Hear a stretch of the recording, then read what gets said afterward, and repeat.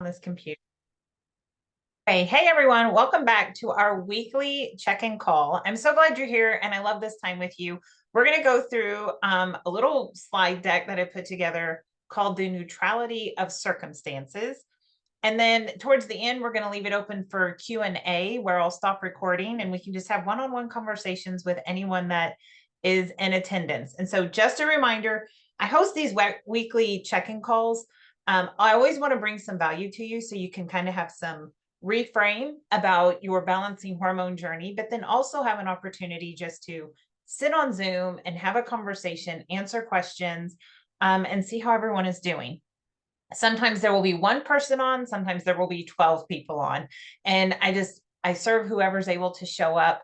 So let's get started. I love this conversation around the neutrality of circumstances because it created a really powerful shift when I was in my journey. And I feel like a hormone journey, we're always in our journey. So I still use this today. And what we're going to unpack today is the idea that nothing is good or bad until we interpret it. And it's not the event, it's the story that we create around that becomes our experience. So when we shift our interpretation of the event, we get to take our power back. So you have probably heard me say, because I say it a lot, your thoughts create your feelings drive your action, and your action creates your result. And that is exactly what's going to happen as we talk through the neutrality of circumstances. So there's this mnemonic, CT FAR, and it's not something I created. I learned this a long time ago, and I just feel like it's super, super valuable. So I learned it from Brooke Castillo's self-coaching model. And so I'm just passing it on to you. Most of us think our circumstances are the problem, but the real problem is our thoughts around the circumstance. So what does CTAF or CTFAR mean? C is the circumstance. It is a neutral fact. It's the event. T is our thought, what we make it mean. F is the feeling we have about it. A is what we do because of the feeling, and R is the result. What are the actions that we ended up creating? So again, it's not the event, it's the thought about the event that creates us either to spiral or to gain momentum. So let's put this into practice. I'm going to give you 3 examples that as we go on our hormone balancing journey, we tend to experience. So the first one is all about the scale. Oh, the dreaded scale, right? No one likes what they see. And it can be very frustrating when we are chasing our weight loss goals and we feel like we're doing everything really well. And then the scale does not prove that to be true. Okay. So the circumstance, the scale didn't move. And what's the thought we create around that when we're standing on the scale and we've worked really hard, but the scale shows the same number, or maybe it even shows an increase. So the thought is, great, this isn't working. It's just another thing. How do we feel? Defeated. Like we want to give up. Like it's the hardest thing we've ever done. So what's the action after we weigh ourselves? Do we go lift weights? Do we go ahead and continue our workout? Or do we skip the walk and eat emotionally and kind of just throw in the towel? Well, if the scale's not going to move, I might as well XYZ with food. And then what's the result? Well, we stay stuck. We stay stagnant.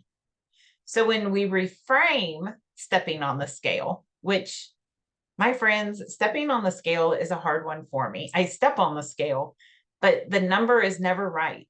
Even after I shed my 30 pounds, almost 30 pounds, I lost 28 pounds. The number still wasn't right. And I was feeling great and I was in a great size of clothes. And the scale was the lowest it had been literally since I got married. I still wanted more. And the scale was fine. It was my interpretation of the scale and my interpretation of what society said was slender or thin or right. So the reframe around the scale, you still step on the scale doesn't move. That's the event. Your thought, this is data, and my body's on a healing journey, or my body's still healing.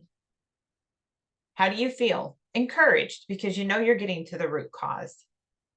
What's your action for the day? You take care of yourself. You go on that walk. You drink enough water. You take your supplements.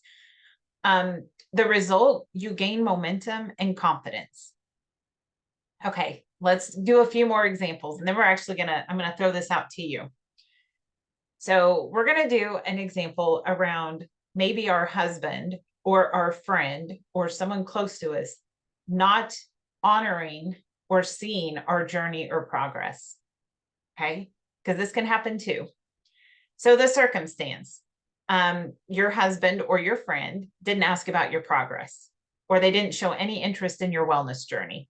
Like, oh, you're doing something to lose weight. Sometimes we don't always get the support we want.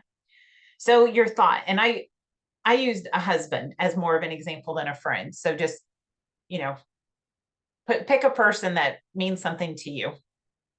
So the thought, he doesn't care about me or what I'm doing. The feeling, you feel unseen, resentful, and discouraged. The action, as women, we hold a grudge. We pull away, we stop communicating, we feel isolated. And maybe you even stop showing up for yourself because you're not getting the recognition from your spouse or your friend.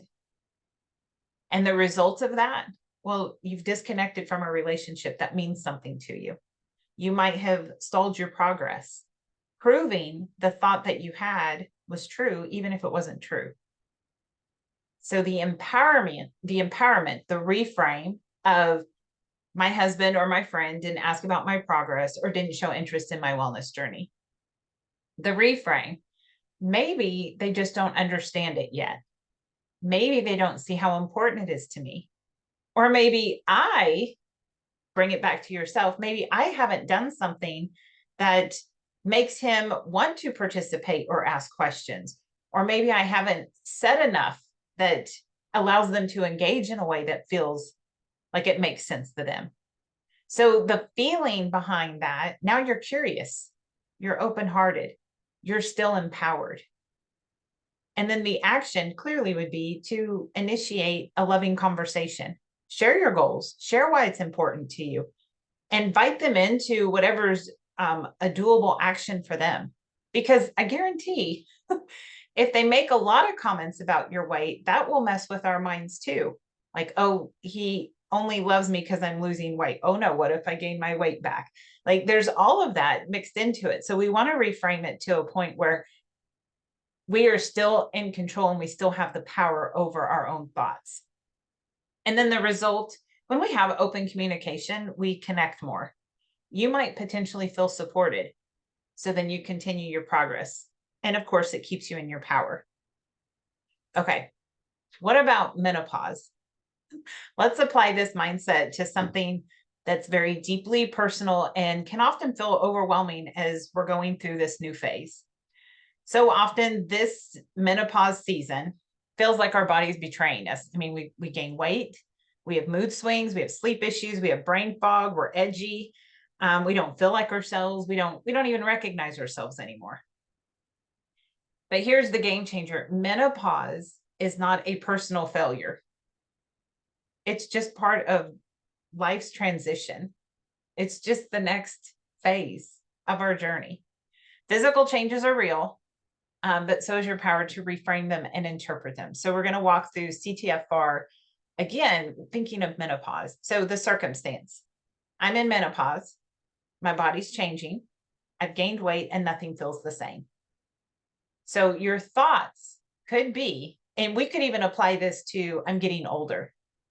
So your thoughts could be, I'm losing control, I hate my body, I'm old and I'm irrelevant.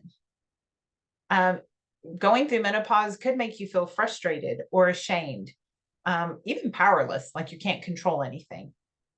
So what do? The action, we withdraw, we stop self-care, we try these extreme measures of diets, trying to figure it out, and we're constantly criticizing our body. And what does that lead to? The result, more disconnection, no healing, and ultimately no change. If anything, we feel worse. So to empower ourselves during menopause, like we're still going to go through it, no stopping it. The thought could be, my body is entering a new chapter. I get to learn to support it differently. Maybe the feeling is compassionate, grace, curiosity, empowerment. There comes empowerment with this age in this space too, because we can eventually stop caring so much about what everyone thinks because we're in our own space, in our own journey. Your action, I think now more than ever, women are more in tune to their body. So your action could be listening more to your body, shifting maybe some nutrition things, regulating stress, which I know is what you're doing. Ask for help. You don't have to go in it alone, and then stay consistent. And the result, it's a good thing. Stronger connection to our body is always wonderful. We see and feel real progress, and we have sustained energy or sustained healing. So just know menopause isn't the end. Your body's going to always evolve and change. It's actually not breaking down. And when we release the stories that we're losing something, we gain power to this new season with strength and not shame. So if or when menopause symptoms hit, just pause and ask, what does this mean? How am I responding to it? What would compassion and curiosity do instead of ranting or feeling like you're crazy? We become more intuitive. I promise you, your body has not abandoned you. It's just asking for different things. And you, the owner of your body, is the most perfect person to give it what it needs. Okay, so now it's your turn. And I'm going to include this in the follow-up email. Okay, there it is. So I created this reflection worksheet so you can kind of take something that you're struggling with and practice reframing it. Because when you get in the habit of doing this, nothing is good or bad, including food. Like if you're a person who's lived in restriction a really long time, like you'll never eat the thing you want because you feel like you might lose control or you know it's not healthy for you. Part of a good life is also enjoying the things that bring you joy. So when we even reframe our perceptions around food, like this is a good food, this is a bad food, maybe it's I'm enjoying this for today. I'm enjoying this at the moment. So for me, not gonna lie, I love cake. Love cake. So my nephew got married over the weekend, and the thing I was looking forward to, not most, but it was definitely in the top 5, was the wedding cake. And it wasn't this should I or shouldn't I, or cake's good or cake's bad. It was I'm going to enjoy this today. And it's probably the first wedding I've ever gone to where I only had one piece of cake. I didn't feel the need to have any more. I enjoyed it for the moment and then it was done. It didn't control me like it used to. I used to say, well, if I have one piece, I'm going to lose control. Or I only get cake today, so I better eat more of it. And that's not true. No, those are the stories I told myself, but not the truth of the matter. Okay, so we're going to walk through this. And you're welcome to jot down anything that you might want to reframe. And then after the recording, we can do it one-on-one, or I'll send you the worksheet and you can do it on your own. So this is just a mindset reframe. Again, we're trying to neutralize circumstances, not view them as good or bad. So the very first thing you do is you write down what is the event or the situation, and it has to be a fact. So I gave you an example. I skipped a workout yesterday. Okay, then what thoughts? So that was C, the circumstance. T is what are the thoughts that you have around it? Is your thought, I have no discipline. I'm lazy. I can't stick to anything. What were your feelings? Were you frustrated? Did you feel ashamed? Were you embarrassed? Were you angry? And then what action did the feeling lead to? So you skipped a workout. Then did you binge or did you just stay on track?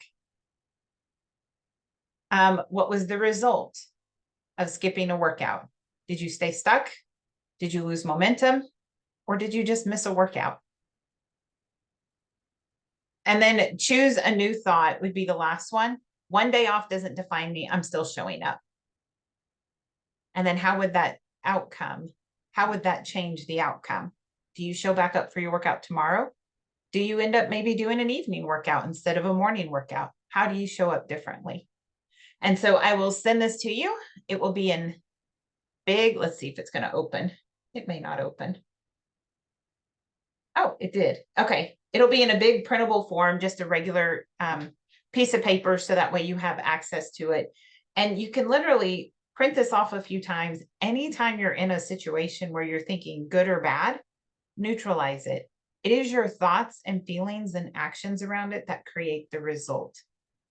And for me, it was every time I stepped on the scale, I had to rethink, this is just data. It doesn't define me and it doesn't set the tone for the day. And before it used to. So I'm going to pause the recording. I'm going to stop sharing the screen, all the things, and we're going to dive into Q&A. And I'm excited to meet you.